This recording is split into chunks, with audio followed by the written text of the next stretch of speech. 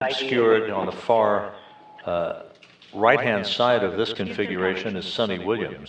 ബഹിരാകാശത്ത് നിന്നെത്തുന്നവരെ സ്വീകരിക്കാൻ പ്രാർത്ഥനയോടെ ലോകം. ഒരാഴ്ചത്തെ ദൗത്യത്തിനായി പോയി 9 മാസത്തോളം ബഹിരാകാശ നിലയത്തിൽ കുടുങ്ങിയ ഇന്ത്യൻ വംശജ സുനിത വില്യംസ് അടക്കം ബഹിരാകാശ സഞ്ചാരികൾ ഭൂമിയിലേക്കുള്ള യാത്ര തുടങ്ങി. തിരിച്ചുവരുന്ന പേടകം രാവിലെ 10:30 ബഹിരാകാശ നിലയവുമായുള്ള ബന്ധം വേർപെടുത്തി. അൺഡോക്കിംഗ് വിജയമായതോടെ സുനിതയുൾപ്പെടെ 4 യാത്രികർ കയറിയ ഡ്രാഗൺ പേടകം ഭൂമിയിലേക്ക് യാത്രയാരംഭിച്ചു. ഡ്രാഗൺ പേടകത്തെ ISSുമായി ബന്ധപ്പെടുത്തുന്ന കവാടം അടയ്ക്കുന്ന ഡോച്ചിങ്ങും വിജയമായിരുന്നു. Strapped into their seats and good leak checks for their suits on the Dragon Freedom. We'll sign off for now and we'll be back with you just over an hour from now for our undocking coverage. For now, we'll sign off. This is Mission Control Houston. Operation confirmed.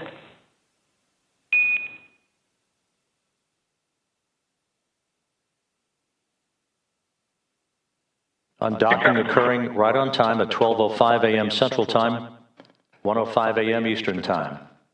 നാളെ പുലർച്ചെ 3:30 4 യാത്രികരും ഭൂമിയിലെത്തുമെന്നാണ് നിഗമനം. Space എക്സിന്റെ dragon crew 9 പേടകത്തിലാണ് സുനിതയടക്കം മടങ്ങുന്നത്. Butch Wilmore, Nick Hague, Alexander Gorbunov എന്നീ ബഹിരാകാശ യാത്രികരാണ് സുനിതയ്ക്കൊപ്പമുള്ളത്.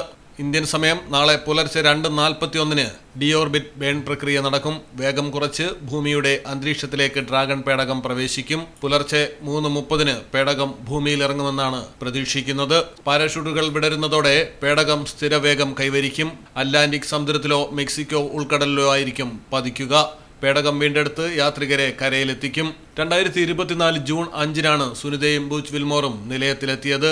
ഇവരെത്തിയ Boeing Starliner പേടകത്തിന് തകരാർ സംഭവിച്ചതിനാലാണ് മടങ്ങാൻ കഴിയാതെ ഇരുവരും ബഹിരാകാശ നിലയത്തിൽ പെട്ടുപോയത്. News desk Malayalam television.